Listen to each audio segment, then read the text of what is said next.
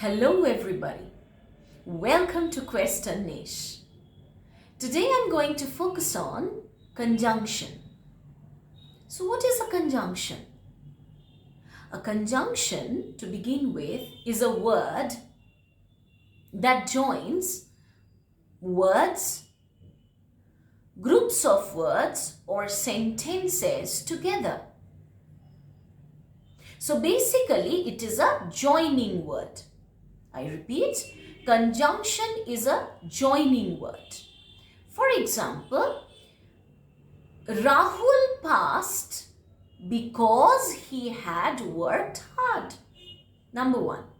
Number two, I waited until the train arrived. And number three, Dheeraj is clever but lazy. So in these sentences, because, until, but, they are conjunctions trying to join words, groups of words or sentences together. Is that all right? Next. Now there are three kinds of conjunctions. What are they? Number one, correlative conjunctions. Number two, coordinating conjunctions. And number three, subordinating conjunctions. Now, correlative conjunctions are actually pairs of words that work together to connect parts of a sentence having equal value. For example,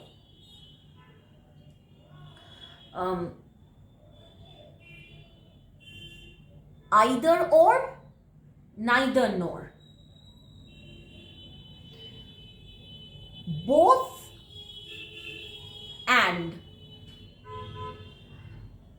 not but, etc. For example, I will neither have cheesecake nor chocolate cake. Number two, we will have both cheesecake and chocolate cake.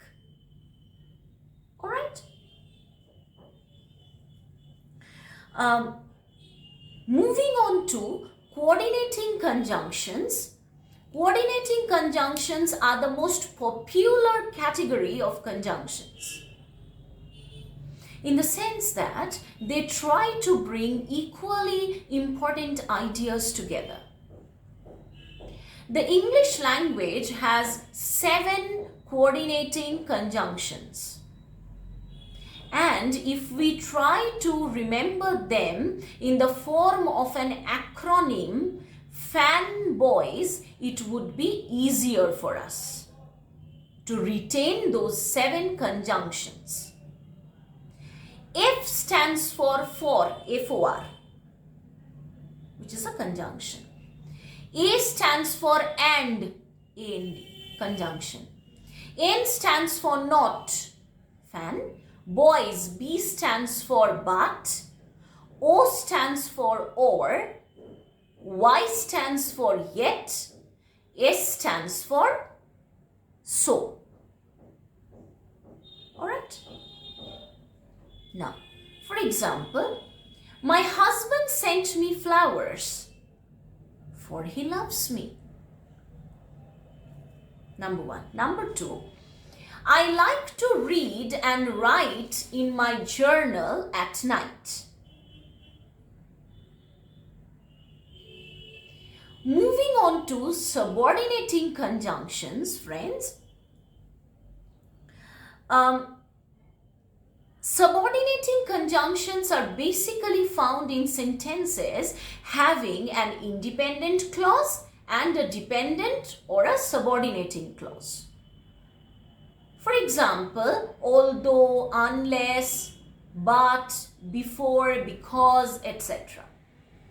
For example, They will have a picnic on Saturday. This is an independent clause.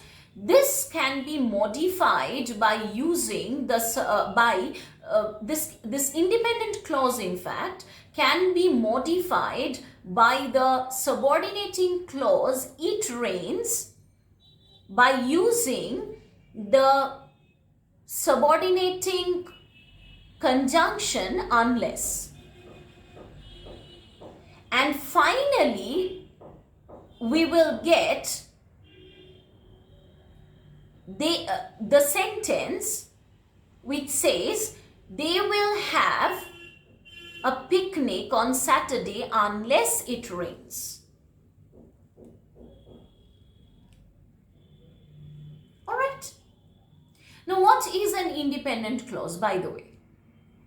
An independent clause is basically a sentence that can stand on its own and can convey a proper and a concrete meaning to us. It has a subject and a predicate. All right? With that, friends, I would like to take your leave for today. Thank you very much once again for giving me your valuable time. Goodbye.